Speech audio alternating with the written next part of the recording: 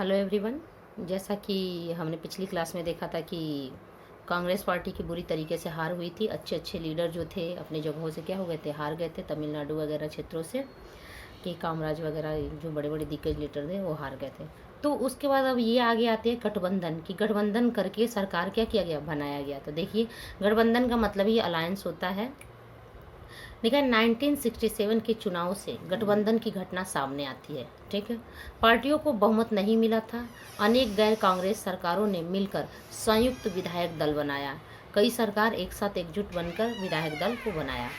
Next point, गठबंधन में अलग अलग विचारधाराओं की पार्टी शामिल हुई।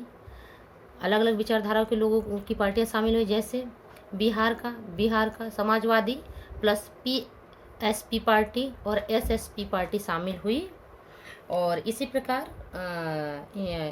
वामपंथी सीपीआई और दक्षिणपंथी जनसंघ भी क्या हुए, शामिल हुए। फिर आते पंजाब में भी पॉपुलर यूनाइटेड फ्रंट, वो दो भागों में डिवाइड थी, एक अकाली दल और दूसरा मास्टर ग्रुप। तो ये सरकारें मिलकर क्या होने लगी, धीरे धीरे संयुक्त विधायक दल बनाने लगी। आते हैं दल बदल, देख लेते दल बदल क्या होता है। 1967 के चुनावों में दल बदल व्यवस्था क्या हुई, सामने आई। दल बदल का मतलब कि आपने बताया भी था कि अपने दल को छोड़कर जिस दल से हमने चुनाव लड़ा, अगर हमारी जीत हो गई तो उस चुनाव उस पार्टी को छोड़ के हम दूसरे पार्टी में क्या हो जाए, शामिल हो जाए। तो ये है दल बदल, अपने दल को बदल देना। तो लिखा एक पार्टी में छोड़कर दूसरी पार्टी में जाना। कांग्रेस पार्टी में टूट और विभाजन। अब इन्हीं कारणों से कई जगह क्या हुआ, कांग्रेस पार्टी में विभाजन हुआ, टूट हुआ, जो कांग्रेस दो भागों में डिवाइड हो गई। एक तो इंदिरा का ग्रुप बना और दूसरा बना सिंडिकेट। अब सिंडिकेट का मतलब क्या होता है कि जो बड़े बड़े दिग्गज लीडर थे उन लोग का एक ग्रुप बन गया कांग्रेस ओ के नाम से, और इंदिरा का ग्रुप बन गया कांग्रेस आर के नाम से। अब हम देखते हैं सिंडिकेट क्या है। कांग्रेस के अंदर प्रभावशाली नेताओं का एक गुट, जिसका अनौपचारिक नाम क्या था, सिंडिकेट था। मतलब कहीं लिखित नाम नहीं था कि मतलब वो सिंडिकेट के नाम से फेमस थे, लेकिन ऐसे नाम दिया गया कि जो ग्रुप काफ़ी था, जो मजबूत, तो उसे कहा गया सिंडिकेट। इसमें प्रभावशाली नेता था जैसे के कामराज, एस के पाटिल, एस क्या है नाजिल, तो ये थे एस निजलिंगप्पा जो आपका कर्नाटक के क्षेत्र से, तो एस संजीव रेड्डी और अतुल्य घोष इत्यादि। ये जो प्रभावशाली लीडर थे, इन्हीं के बदौलत इंदिरा गांधी क्या आई थी, पीएम बनी थी, सरकार में आई थी।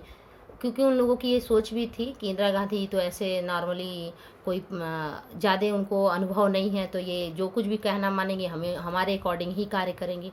तो इन लोग के बदौलत ही इंदिरा गांधी क्या हुई थी, सरकार बना पाई थी, मतलब जीत पाई थी, वो पीएम पोस्ट पे आ पाई थी।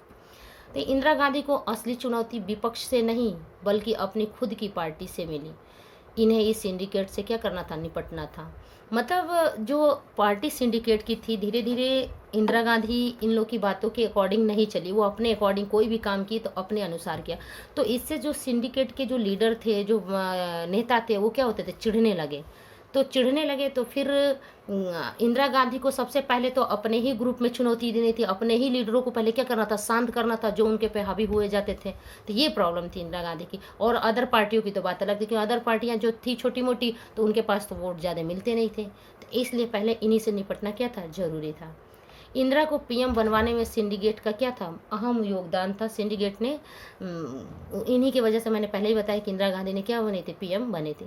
सिंडिकेट को लग रहा था उनकी बात मानेंगी, पर इंदिरा ने अपना मुकाम प्रारंभ किया, अपने विश्वास पात्र लोगों में बाहर के लोगों को रखा। मतलब जब इंदिरा गांधी पीएम बनी तो उसमें भी के कामराज वगैरह जो बड़े बड़े लीडर थे उनको, मतलब और जो नेता थे उनको कार्य ना देके बाहर के लोगों से उनको ज़्यादा विश्वास रहा। मतलब अपने ही ग्रुप के लीडरों पे उनको विश्वास नहीं रहा। तो ये चीज़ें और खटकने लगी ग्रुप का। तो ये सिंडिकेट के गले से नई बातें उतर रही थी। इंदिरा के सामने दो चुनौतियां थी उस समय। क्या चुनौती थी, पहला तो सिंडिकेट से निपटना, जो बड़े बड़े लीडर थे उनको पहले हटाना, अपने कार्य में जो बाधा डालते थे उनके। दूसरा था कि 1967 के चुनाव में जो राज्य वो हार गई थी, 9 राज्य, उन्हें दोबारा क्या करना, प्राप्त करना। इंदिरा ने सरकारी काम को वामपंथी रंग देने का प्रयास किया। वामपंथी मतलब मध्यवर्गीय लोगों के जीवन से हर चीज़ों को कार्य करना क्या किया, शुरू किया। समाज में क्या हो सकता है उसको कंप्लीट कर, उसके लिए उन्होंने क्या किया, एक 10 सूत्री क्या किया कार्यक्रम अपनाया। और उस कार्यक्रम में क्या था, बैंकों पर सामाजिक नियंत्रण, बीमा का राष्ट्रीयकरण करना, शहरी संपदा, आय का परिसीमन, खाद्यान्न का सरकारी वितरण, भूमि सुधार, गरीबों की मदद और आवास। सिंडिकेट ने समर्थन तो किया इन सब 10 सूत्री कार्यक्रम का, लेकिन फिर भी उनके मन में क्या था, संदेह था, ऐसा क्यों हो रहा है। अब देखते हैं राष्ट्रपति चुनाव। 1969 में राष्ट्रपति जाकिर हुसैन की क्या हो जाती है, मृत्यु हो जाती है। तो राष्ट्रपति पद क्या हो गया, खाली हो गया।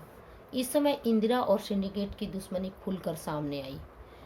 और सामने क्या आई, इंदिरा की मर्जी के खिलाफ सिंडिकेट ने नीलम संजीव रेड्डी को चुनाव में खड़ा किया।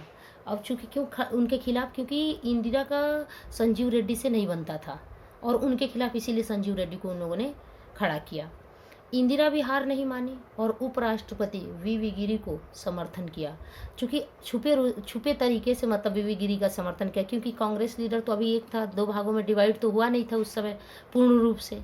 तो अभी ये था कि अब पार्टी में रहते हुए संजीव रेड्डी को तो एक तरह से माना ही जाएगा, जब उस पार्टी के हैं तो संजीव रेड्डी का सपोर्ट करें। लेकिन एक अंदरूनी तरीके से उन्होंने वीवी गिरी को क्या किया, समर्थन दिया, क्योंकि नीलम संजीव रेड्डी को वो नहीं चाहती थी कि वो राष्ट्रपति बने।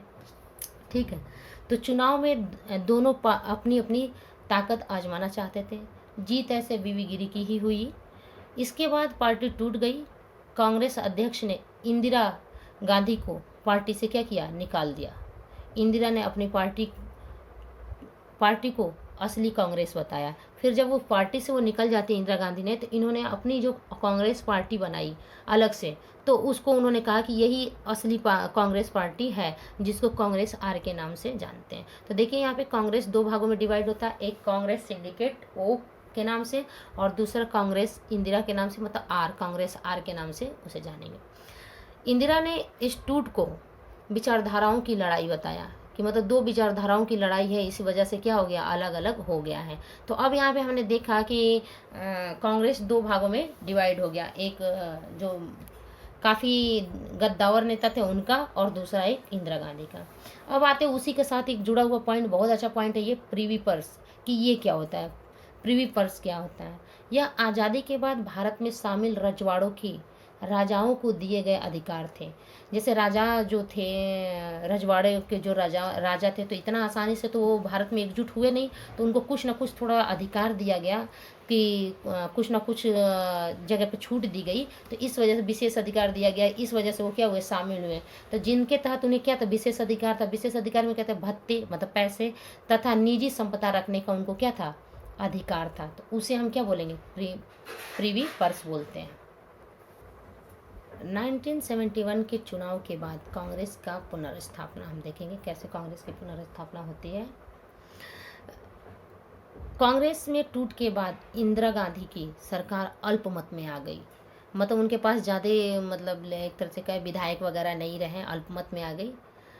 डीएमके तथा भारतीय कम्युनिस्ट पार्टी ने इसे अपना समर्थन दिया। मतलब इंदिरा गांधी को ये जो 2 पार्टी थे, जो क्षेत्रीय पार्टी थी वहाँ पे तमिलनाडु की, तो डीएमके और क्या नाम कम्युनिस्ट पार्टी ने किसका सपोर्ट किया, इंदिरा गांधी का सपोर्ट किया। इंदिरा ने 1970 के दिसंबर में लोकसभा भंग करने की सिफारिश की। यह एक साहसिक और आश्चर्यजनक और दमदार फैसला था। इसको बहुत महत्वपूर्ण माना गया, और इसलिए क्यों महत्वपूर्ण माना गया है, ये जो 2 पार्टी ने समर्थन किया था, डीएमके और भारतीय कम्युनिस्ट पार्टी, इनकी भी कुछ शर्तें थी, है ना। तो उन बातों को मानते हुए इंदिरा गांधी ने स्वीकार कर लिया, और फिर उसके बाद उन्होंने क्या किया, लोकसभा भंग कर दिया। लोकसभा भंग करने के बाद उन्होंने क्या किया, 5वां आम चुनाव 1971 में फरवरी में हुए।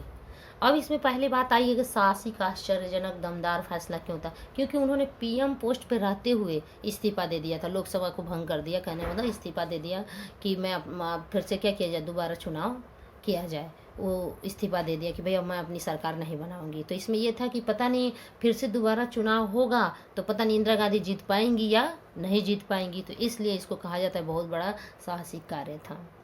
ठीक है, आगे आते हैं हम चुनावी मुकाबला कि चुनाव होता है 71 का, उसके बाद क्या होता है।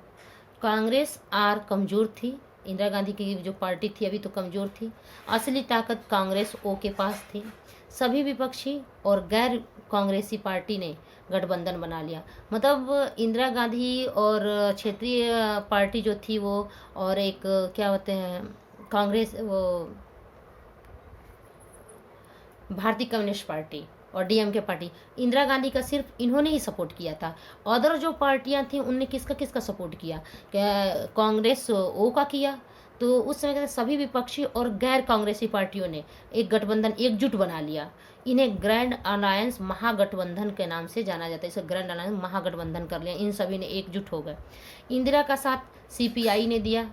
लेकिन चुनाव परिणाम यह हुआ कि कांग्रेस आर गठबंधन को 375 सीटें मिली।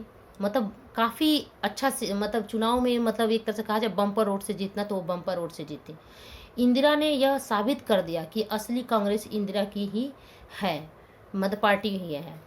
कांग्रेस की बहुमत वाली सरकार बनी, कांग्रेस की बहुमत वाली सरकार बनी और ग्रैंड अलायंस को 40 से भी कम सीटें मिली। जो पार्टी महागठबंधन हुआ था इनको कम सीटें मिली। इसके भी कुछ परिणाम थे कि क्या हुए, क्या रीजन था कि इंदिरा गांधी को इतने वोट मिले और वो जीत गई इस तरीके से। एक तो बहुत महत्वपूर्ण पार्टी इनकी नहीं थी, लेकिन फिर भी कैसे जीत गई। तो अब आइए परिणाम में इसको देखते हैं, परिणाम और उसके बाद क्या होता है कि 1971 के लोकसभा चुनाव परिणाम के बाद भारत का पाक से क्या हुआ, युद्ध छिड़ा।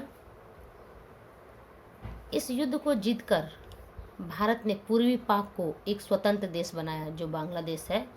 ठीक है, तो उसमें कहते हैं कि बहुत अच्छी भूमिका निभाई प्रधानमंत्री जी ने, मतलब इंदिरा गांधी ने। इस युद्ध में जीत के बाद विपक्षी भी इंदिरा के प्रशंसक बन गए। मतलब इंदिरा गांधी कितनी, जैसे मान लीजिए एग्जाम्पल के तौर में हम ले लेंगे पीएम मोदी को, जिस तरह के सर्जिकल स्ट्राइक हुआ तो फिर उसमें क्या हुआ, सबने किसकी वाहवाही करने लगी, पीएम मोदी की वाहवाही चलने लगी। और धीरे धीरे देखिए एक के बाद दूसरा करते करते पीएम मोदी भी क्या हो गए, छा गए। इसी तरह इंदिरा गांधी भी उस समय क्या हो गई, लोगों के नज़रों में छा गई। इसके बाद राज्य विधानसभा चुनाव हुए और इंदिरा सभी राज्यों को जीत गई और एक लोकप्रिय नेता के रूप में उभरी। तो जाहिर सी बात है उन्होंने 71 वाला जो किया कार्य वो बहुत बड़ा कार्य था और उन्होंने सफलता पाई। तो लोगों की नज़रें किसके प्रति हो गई, इंदिरा गांधी के प्रति हुई कि ये जो भी कार्य करेंगे बहुत ही अच्छा करें। अब हम आते कांग्रेस प्रणाली की पुनर्स्थापना की। कांग्रेस प्रणाली में जो आर है ना, जो इंदिरा गांधी वाला, उसकी किस प्रकार से अच्छे तरीके से मतलब मजबूत किया गया, कैसे मजबूत हुआ वो पार्टी इंदिरा गांधी की। इंदिरा गांधी ने कांग्रेस प्रणाली को पुनर्स्थापित तो अवश्य किया, परंतु उसने कांग्रेस प्रणाली की प्रकृति को भी क्या कर दिया, बदल दिया। जो पहले था कांग्रेस प्रणाली में कुछ कुछ कार्य ऐसे थे, वो उन कार्यों को मतलब उन्होंने क्या किया, हटा दिया। जैसे दूसरे लोगों को भी सपोर्ट करना, दूसरे लोगों को भी लाना, ये सब चीज़ों को क्या कर दिया, हटा दिया। कि जैसे अगर वो पीएम पद पे रहते हुए भी उसका पहल कोई और करे तो ये वो उन सब चीज़ों को क्या किया, हटा दिया। इस पार्टी ने चुनाव में जीत हासिल की, परंतु इस जीत के लिए पार्टी कुछ सामाजिक वर्गों जैसे गरीब, महिला, दलित, आदिवासी, अल्पसंख्यकों पर निर्भर थी। मतलब इन लोगों ने चुनाव में उनको जीत हासिल करवाया था। कांग्रेस आर ने अपनी पकड़ मजबूत की और इंदिरा गांधी की राजनीतिक हैसियत से अप्रत्याशित रूप से बढ़ोतरी हुई। मतलब एक तरह से कहा जाए कांग्रेस आर की काफ़ी हद तक वो आगे बढ़ा कांग्रेस पार्टी। विकास और आर्थिक बदहाली के मुद्दों पर जनाक्रोश तथा लामबंदी लगातार बढ़ती गई। मतलब लोगों को जागरूक किया जाने लगा, डेवलपमेंट होने लगा। तो लोगों की एक तरह से कहा जाए इंदिरा गांधी एक दबदबी लीडर बनकर सामने उभर कर आई। ये चैप्टर आपका यहीं ख़त्म होता है। Good bye.